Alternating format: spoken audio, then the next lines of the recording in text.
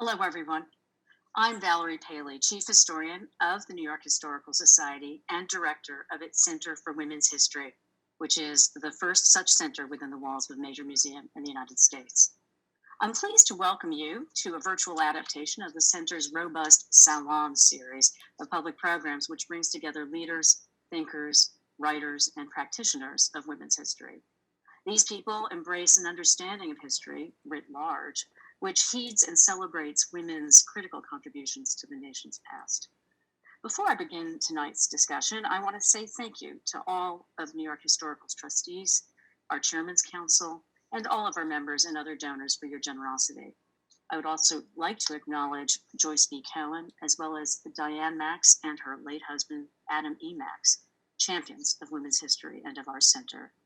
Your support allows New York Historical to continue to pursue our mission to make history matter. And now to our program. Our conversation will last approximately 45 minutes, including 15 minutes for questions and answers at the end, which you in the audience can submit via the Q&A function on your Zoom screen at any point during the presentation. The chat function has been disabled, so please do make sure to use Q&A. After the presentation, I will get to as many questions as time allows. The program will be recorded. So, we're all aware that 100 years ago this week, the 19th Amendment was ratified. In broad strokes, it granted women the right to vote. But the story is far more nuanced than many history textbooks would indicate. So let's listen to the trailer for Amended, a new podcast that explores the complexities of the narrative of women's suffrage. When we keep hearing the same stories about history over and over, they can feel like the whole truth. Take the suffrage movement. Like a lot of white people, I grew up with the story that a few bold white ladies secured voting rights for all women in 1920. Today, as a historian of women in politics, I see how incomplete that story is. I'm Laura Free, the host of Amended, a new podcast from Humanities New York. Each episode, groundbreaking historians will join me to trace a history of the fight for women's full equality, a story that's always been as diverse, complex, and unfinished as the country itself. This has got to be the largest personal archive I have ever seen. It is, and it's the largest one on Black women, too. There have always been Black suffragists, as long as there have been suffragists. You white women speak here of rights. I speak of wrongs. We don't want to write people out who were actually there. Subscribe to Amended wherever you get your podcasts. I'm joined today by the program's host and its producer. Laura Free is a historian of voting rights who uses the power of her pen and her voice to confront suffrage history with honesty. Through Amended, she's committed to creating a platform for stories that were ignored and erased by typical suffrage histories. When she's not working on Amended, Dr. Free is Associate Professor of History at Hobart and William Smith Colleges, a member of the New York State Women's Suffrage Commission, and an author. Her most recent book is Suffrage Reconstructed: Gender, Race, and Voting Rights in the Civil War Era. Riva Goldberg is an audio producer and content strategist with a passion for vital nonfiction storytelling. Recent projects include producing the narrative history podcast Amended for Humanities New York, the weekly chat show Listed for Forbes Entertainment, and segments for Mothers of Invention, a climate justice podcast for Doc Society, and The Overstory for Sierra Magazine. Riva brings a blended background in film and documentary production, narrative audio, and nonprofit communications to the work of amplifying critical voices and ideas. Welcome, Laura and Riva. Thanks, Valerie. So good to be here. It's fantastic. Oh, and it's wonderful that this is inaugurating our Salon series remotely. It's wonderful to be back in business.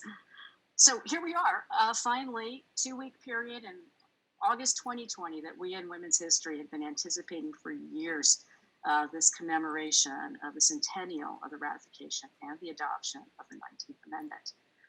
COVID-19, of course, has deprived us of the opportunity for a bigger and more focused buildup, which we all regret, but understand, and we're pivoting, as is the rest of the world. But other than that, how are you finding the way that the centennial story is being told, and in the media and in other outlets? I've been really, really thrilled with the way that lots of people are trying to engage with this story in an inclusive and intersectional way, right? When I first started studying suffrage, there was one narrative and one story, and it was about the white women at the podium, so to speak, the white people in charge. And so many people are doing such great work right now that it is cracking open that narrative and saying, there's no way something as massive as voting rights is going to be confined to just a few people, to just a few leaders. The scholarship that's coming out right now is so incredible. Martha Jones's new book, Kathleen Cahill has a new book coming out. It's really super, super exciting, and but also it's reaching the public in some really great ways. I'm a particular fan of the way the New York Times is handling the coverage. They're coming up with such amazing stories of people who had been left out of the traditional narrative, and that's so important. And there's also a lot of amazing podcasts about the suffrage story that are coming out, and they're all incredibly different. I saw someone post, and I rattled off an angry tweet because I saw someone write that all these, it's a story worth repeating, so the more suffrage podcasts, the better. And I tweeted, well, actually, they're all, this person clearly hasn't listened to them because they're all completely different. And there's not just one story, like Laura's saying. And so, some of them really attempt to tell a really comprehensive story that gets at a lot of the history, and, allows us with our project to be really focused, which is sort of our goal from the beginning, that each episode is really focused. We can go deep, and we're not really trying. It's not possible to tell the whole story. Women's history is vast. And so we could be really focused. So some incredible ones. There's one called And Nothing Less from PRX. There's one called She Votes from Wonder Media. And then one of Laura's and my favorite podcasts is Civics 101. And it's not specifically a suffrage podcast, but they basically help people become more aware citizens of how voting works and all that kind of stuff. And they've done some great suffrage content also featuring Laura and some of the other scholars that are in our show too. So we're well covered. Well, so many questions. I mean, you bring up so many interesting points, and I'm not sure which one I'm going to go with, but I think the first thing that comes to my mind as a curator, as well as a historian that mounted a big show called Women March at New York Historical, which is our suffrage show. I think that starting it out a couple of years ago and thinking about this moment, we thought we were so clever in thinking, 100 years didn't mean 100% of people who were women who were allowed to vote, and the whole larger notion of the fact that things began before 1848 in Seneca Falls. And so to think of a longer trajectory and a more diverse one, we thought we were unique in being a little cutting edge. But I think everyone, which is so it's such a wonderful feeling to know that everyone is seeing this story in that way. I mean, with some modifications, but I think by and large, we're looking at the centennial in a way that is far more detailed and nuanced than I ever could have imagined. And I wonder if it was that way for you as well. Yeah, definitely. We kind of thought we were like, oh, we're going to do something different and really think about this in a different way. And it's so rewarding and gratifying, I think, like you said, to see that this is how people are thinking about it, because that's the right history. That's the good history. To recognize how very many people got involved and did things that pushed the bar forward for all people to participate in the American democracy. I think that's been really fantastic. But one of the things that our podcast, the way that we've decided to do it, really, I think, helps with the narrative, because we're not trying to tell the whole story. We just decided really early on, we're going to take a few people, really, and focus on their stories and use them as a window into the broader narrative. Well, let's talk about narrative. Laura, you're a history professor. It's one thing to gather content about a topic for a scholarly audience and write a monograph, but quite another to describe it in sound for a more general audience. So you sort of alluded to how you structured the narrative of women's suffrage for this podcast, but in a larger sense, how is the way you tell this story different from the way you might write the story? That's been such a learning experience for me, and Riva is such a great teacher. She has led me down this audio path. As a historian, we are trained to seek out detail and argument. Narrative is there and the story is there, but we're really all about those little minutia. We get super excited when we find stuff, tiny little things in documents, and then we get to build an argument based on those documents. And Riva has taught me at every step of the way that isn't really going to play on a podcast. It doesn't translate to audio very well, and so Riva has been such a good teacher in terms of how do we take this complexity and hold on to the meaning, but yet also make it understandable and engaging. Yeah, something that I found is that I think the way I've gotten to learn a lot about the way that historians make their arguments and tell their stories, and often they start with an argument and they say, this is what this is going to be about, and then they give you all the evidence. And we actually, in audio storytelling, we kind of do the opposite. So we would kind of disassemble things and then try to kind of, you really want people to be listening along with you, and to do that they need to be wondering what's going to happen next. So instead of thinking of it in terms of what do people need to know next, we think at every turn, what do we want them to be wondering right now? So what question are we posing with every new piece of information that we're offering that makes them keep listening, because they need to know what's going to happen next. So yeah, it's kind of like a reverse engineered process, in addition to just like how much we have to cut out, because it's the matter of choosing what goes in is so painstaking, because you can really only communicate one thing at a time with audio storytelling. You have to keep it very simple, and you can't go into all the detail, all the wonderful detail. You can't mention every document. You can't cover all the nuance. You have to be, so then all the choices you do make of what to include are just so, the weight of that is very heavy, and Laura and I spend a lot of time making very tough decisions, and we call it killing our darlings. We really want people to know this detail, but we just can't, we have to cut it. So yeah, that's a little hard even process. Hard even when you're writing a book too. But so on that general topic, much as a scholar might draw on historiography and the work of fellow scholars for a history book, the Amended podcast relies on the voices of a stunning array of historians. How easy was it to work with academics and others in this meeting who are not necessarily accustomed to the production values or the orientation of voice over maybe content?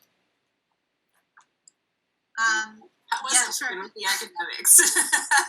No, it's wonderful. I've learned an incredible amount, and I think what Laura and I realized early on is when we've got a new historian that we're working with, we have to tell them, now Laura's going to have a conversation with you, but she's not speaking as Laura, the person who is a history professor. She's speaking as sort of the stand-in for the listener. So she might ask you something that feels basic, or it might seem like she's asking you the same thing 400 different ways, or she might ask you how you feel or what you remember, as opposed to wanting you to kind of say the same thing you might say if you're giving an interview about your latest book. So we realize that when we prep people in advance, they can kind of come along with us on the journey and know what to expect. And also because we're doing something that's a little different than your usual interview, where we'll often ask them to suggest a place that they could take us to that would prompt a story that they want to tell or illustrate a story that they want to tell.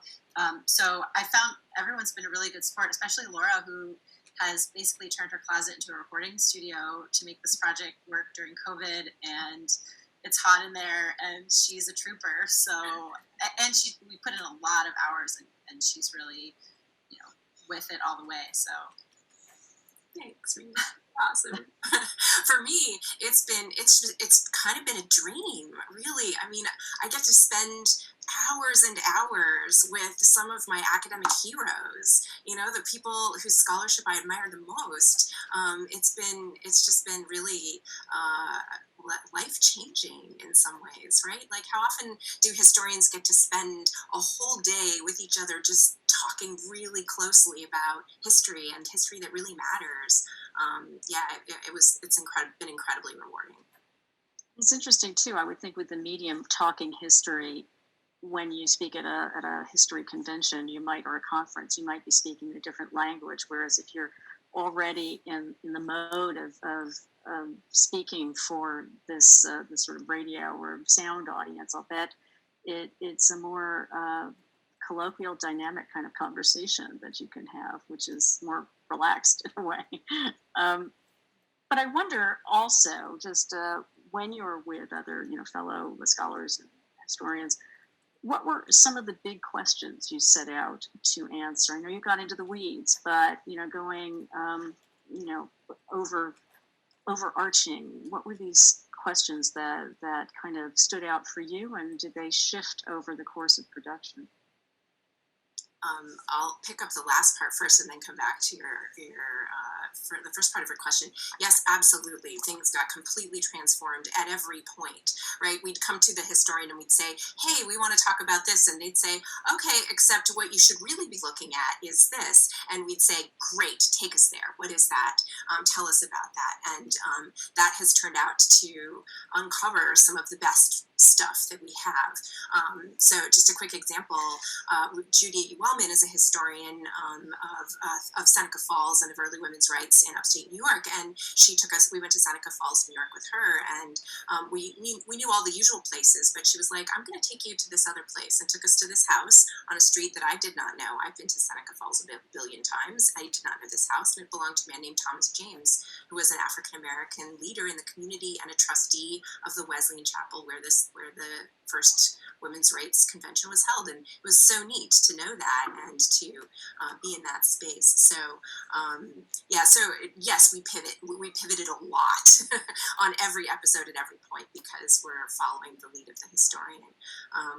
But the big questions we kind of started out with were, what's been left out of this story, right? The story that I heard as a kid that inspired me to become a women's historian, that narrative that, we all saw on Schoolhouse Rock, if you're old enough. What was left out of that story, I think at every point has been our guiding question. So, Riva, let's talk process. So how do you make sound become this integral part of historical storytelling?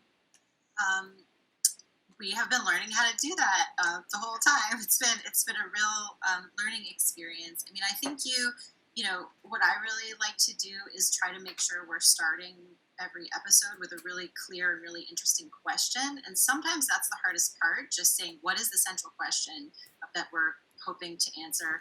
And then how are we going to get there? So we do that. I also, my goal is really to make sure that something is going to happen on tape. So I don't want just a conversation. I want to set up a scenario, even if all we can do is ask questions because we're remote, in a remote situation because of COVID. My preference is always to go somewhere and kind of have something happen between Laura and the historian she's talking to, and have them react to what they're feeling in this environment. I'm always thinking, how do we make something, not just what's the information, but what's going to happen on tape, where there's going to be, someone's going to remember something, or someone's going to talk about something in a personal way, because it's a very intimate medium. You're literally, in people's ears. And so if they're going to stick with you, they have to really feel like they know you and they're somewhere with you. And so Laura and I have always just really, throughout this whole process, tried to create that. And sometimes she even directly addresses the listener. Sometimes she asks questions, really tries to put them in the situation that she's in. It's always a challenge to figure out, how do we get into this and make something new happen from something that happened in the past. The funny part also, Laura, you have to go on. I'm sorry. The funny part for me was doing the audio recording on site. Riva would have her headphones and her microphone, and I'd just be kind of walking around, and she'd say, okay, I'm going to get out of the car, and then I'm going to signal you, and then you have to get out of the car, and I want to record the sound, so don't say anything, but get out of the car. So I'd get out of the car, and she'd like, no, go do it again. So I'd like get back in and out and in and out. Okay, be quiet now, because this gravel sounds interesting, and I want to catch the sound of our footsteps moving along the gravel. Different I think picking up those kinds of sounds were really important. So like when we were talking to Judy at the Thomas James house, church bells started playing in the background, and so we had to stop talking, but Reva's like, oh, good. And she's like holding up her mic to get the sound of the church bells, and it's so neat how Reva wove that into the story we were telling. I think the soundscapes, I guess, were really, really interesting to create and to watch being created, because as Reva did it. There's something so performative about it too. In a way, it's theatrical, theatrics, and in fact, we have an audio clip that gives us a sense of exactly what you're speaking of. Do you want to set it up for our audience? Reva, you or me? Oh, Reva? Go ahead, Laura. Yeah. Okay, so this was at the end of our first episode where we were in Seneca Falls, and we were asking, not telling the story about the people at the podium. We were asking who's in the crowd, who might we not know about. And this is the very end of the episode where we go to visit the monument to the Declaration of Sentiments. Right. Next to the Wesleyan Chapel is a long green lawn space, and it's contained by a long green wall with water pouring over it. As you walk down the ramp into this recessed space, the sound of the traffic fades, and all you hear is the sound of the water pouring over the monument. The first few panels are blank, and as you move along the wall, the text of the Declaration appears. We hold these truths to be self-evident, that all men and women are created equal. It says, the history of mankind is a history of repeated injuries and usurpations on the part of man toward woman. He has never permitted her to exercise her inalienable right to the elective franchise. He has compelled her to submit to laws in the formation of which she had no voice. That's really powerful. Men have oppressed women always. There's a long history of oppression, and here are the ways that women have been oppressed. And then it's laid out on this really long wall so you can see just how many ways there were that women are oppressed. So I want to point out one line here in the text of the Declaration. It says here, he has withheld from her rights which are given to the most ignorant and degraded men, both natives and foreigners. That line just screams out at me. Even at this moment of great potential in a radical abolitionist church, as the crowd discussed so many of the ways women are oppressed, the declaration they held in their hands contained a clear message that there was a hierarchy as to who deserved equality more. That white women should have the privileges of white men, not that all people everywhere deserved the same fundamental rights. Wonderful. It's wonderful. Did you have a sense as you were taping all of this where each episode would go? Did you have a sense of the trajectory, or did you have to sort of cut and paste different soundscapes in different episodes along the way? That was definitely a cut and paste, actually. That scene we recorded, that was one of the first things Laura and I recorded together, and it was for a teaser so that we could help raise some funds for the project to show what we, kind of a proof of concept to show what we were trying to do. But it always kind of struck with us as a powerful scene, and so we kind of brought it back. And I don't think we really knew until we recorded the final narration from Laura framing it that we were absolutely going to use that.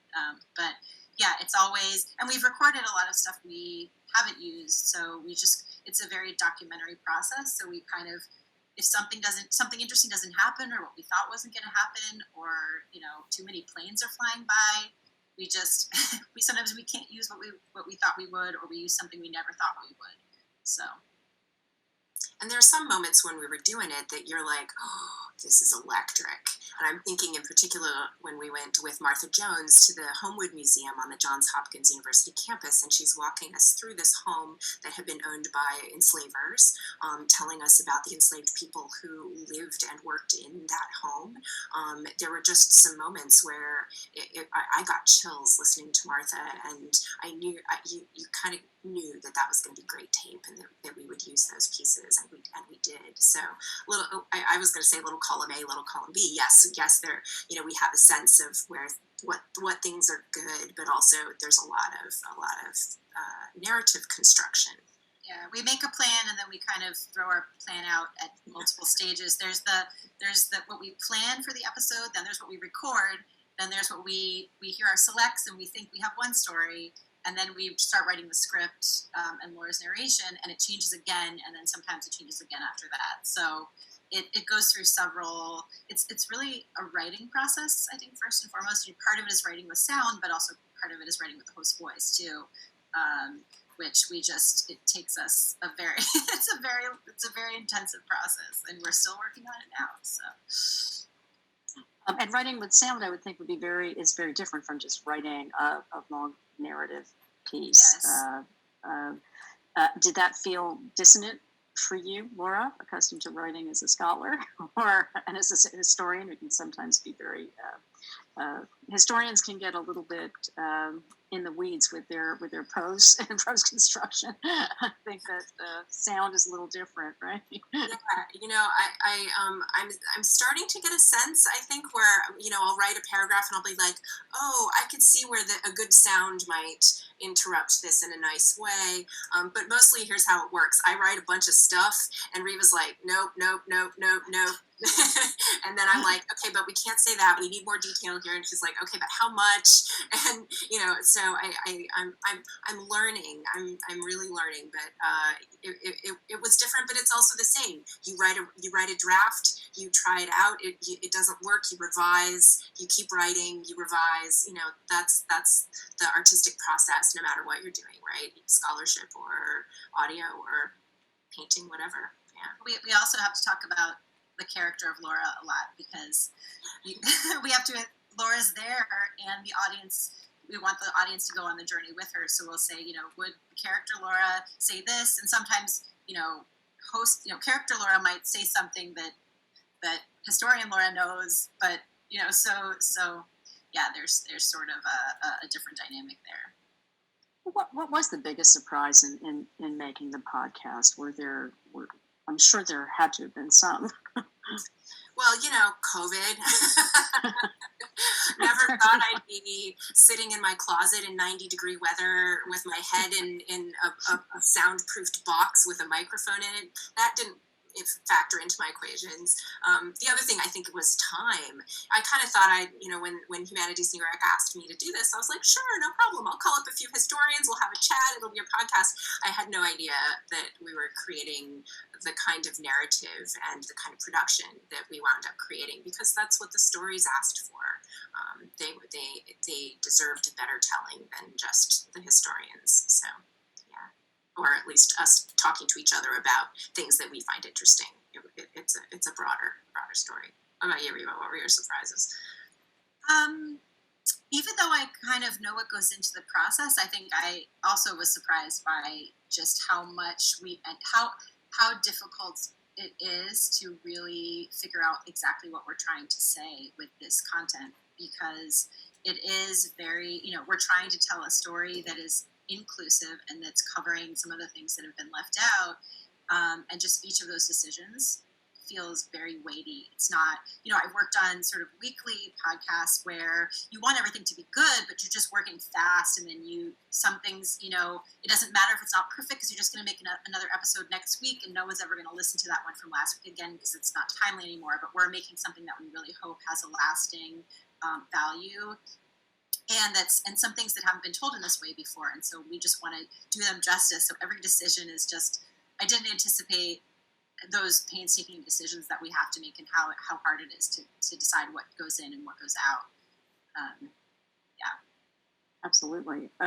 This will be a living document in a way that'll last beyond this particular moment. We're right at our Q&A portion of the program, and we do have a few questions. And the first is, what can we learn from this story in this moment when the right or ability to vote seems to be under attack and at risk? That's such a great question. As a historian, I would say just how much effort it takes to maintain democracy, to expand democracy, to make sure that people have the right to vote. It takes so much work and so much time and so much energy and so many people. It takes all of us. It's not something that can just happen automatically. And that's, for me, is one of the stories I take away from the suffrage movement, is just how long it took and how much work it took to get to 1965, to get to today, right, where I want to make sure we're really emphasizing 1920 is not the end, right? 100 did not mean 100%, but that so much time, so much energy, so much work. Democracy is not a spectator sport, as the saying goes, right? We all have to be involved, and we all have to fight. I feel like I learned a lot about activism and how much what it really is. I mean, and how long it takes, but organizing and the stories we hear about it are just skimming the surface, and they're about these big events, but these are things that happen in meeting rooms. And Laura and I would often have to decide, like, is this meeting interesting? Like the fact that we're like, this is said in a meeting in a church. And we're like, is that interesting? But I mean, it can be very interesting, and hopefully it is, because we have some scenes of meetings in churches. But just being able to look at the day by day of how things happened, and not only have to look at the huge moments that everybody knows about, was really eye-opening for me. Next question. Do you see historians at large taking podcasting, audio storytelling more seriously as a professional medium? I hope so. Well, maybe this will convince them at least. Yeah. I'm assigning some podcast episodes for my classes this semester. One of the things I think that has a good thing that's come out of the need to pivot to online learning for so many people is taking advantage and using the many resources we have out there that public historians have been creating for a very long time, and bringing that into the classroom. I think that's going to be good, and I think the more historians get involved in making podcasts, the more historians will also say, hey, this is a neat way to do history, and it's a good way to get the information out there. Good question. I mean, I think that as a public historian myself, there's at least historically been a lot of pushback about, is this history light? Is this history for a scholarly audience? And I think that it can be. And in many ways, it's harder to do public history and this kind of history where you think of what will be most resonant for audiences, and what will speak to them in ways that, and in fewer words and tighter language than we have the luxury of using as in scholarship. But I would hope so, as the medium of podcasting becomes that much more ubiquitous, that there will be definite seriousness taken with such podcasts as this. And next question is actually for both Riva and Laura, and it is: are you going to tell the story about the denial of the right to vote for Native American and Chinese women? Ooh, you've anticipated us, yes. Episodes 4, 5, and 6 will be focusing on the 20th century, and episode 4 is about immigrant women, and half of the podcast will be about immigrant working class women in New York City. We'll be looking through the eyes of Rose Schneiderman. And then the second half will be about Chinese Americans and how they were denied the franchise, even at the point that white women are ostensibly enfranchised everywhere. So we'll be looking through the eyes of a young woman named Mabel Lee. There's a post office named for her in New York City, and we'll be looking at her story, but as a window into that narrative. And then episode 5 is entirely about Indigenous women and how Some Indigenous women fought for U.S. citizenship and voting rights, like a woman named Gertrude Bonin, also known as Zikalasa. We'll be using her as one of our main characters to look at, but also how citizenship in the United States is complicated for Indigenous women, some of whom did not want to be a part of the United States and preferred tribal sovereignty, or also tried to navigate multiple positions with their citizenship. And so we'll be looking at what's the meaning of citizenship for people for whom it's not a simple question. But also, yes, most definitely telling those stories is central to what we're doing in the second half of the season. Thank you for asking that. That gave me the chance to talk about it. I think it's wonderful that some of these women that you mentioned, many of them are getting their due day in the sun and in the historical record, which is long overdue. And this is a wonderful moment for us to be able to sort of right that historical wrong. But even so, I mean, a question for me is the sort of complexity of the Elizabeth Cady Stanton, Susan B. Anthony story. These are towering figures that we all know, or that people who know their women's history know. How is it dealing with the specter of these important figures alongside these not necessarily less important figures, but those that are less known to the larger story? Can they be blended? Yeah. Well, my first book, I spent my dissertation and then my book time thinking exactly about how do we grapple with Stanton and Anthony in particular because of their racism and their use of horrifically racist stereotypes in the 1860s. And so one of the things that was really important for us in this conversation was to not center their stories, but to look at that story through different eyes. So episode 3 takes a look at that moment where they start saying explicitly horrific racist things in public about Black men's ability as voters, privileging their own whiteness and their own wealth and their own status, and their own desires, really. And we look at that through the lens of Frances Watkins Harper, who is also a suffrage activist, also on the ground doing the work of women's rights activism at this point in time, who calls them out on this, who calls them out very explicitly, not just for their racism, but also for their neglect in the way that they cannot see or choose not to see structural racism and its impact on all women, but particularly Black women in America. And so I think our option was to recognize these, they're important figures, but let's look at how their actions impacted others, but also move beyond that beyond them to thinking about other people. Frances Harper, African American poet, activist, speaker from the 19th century, getting her own day in the sun as well. That speech, the 1866 speech, "You speak here of rights, I speak of wrongs. We are all bound up together." Extraordinary to hear this quoted a lot in this period, and finally she's getting her due. Next question. What are your plans? What are our plans for this podcast in the future? Is there a speaker wish list, topics, larger audio platforms like Spotify? What's the future of this podcast? So this podcast is going to be a 6-episode series, and it's going to be on all the platforms. So we'll be on Spotify, Apple Podcasts, everywhere. And beyond that, we're not 100% sure. Humanities New York asked Laura and I to work on this together, and I think they had a thought that maybe each season would be about a different topic. But we have found a lot that we do want to talk about and a lot we had to leave out. So, maybe Amended continues. But yeah, right now we actually don't know the answer to what happens after episode 6. We're not really sure. Well, I have a wish list for sure. I'm sure Rita does too, but yeah, we'll see. We'll see. Do you care to share a little bit of that with us, or your wish list?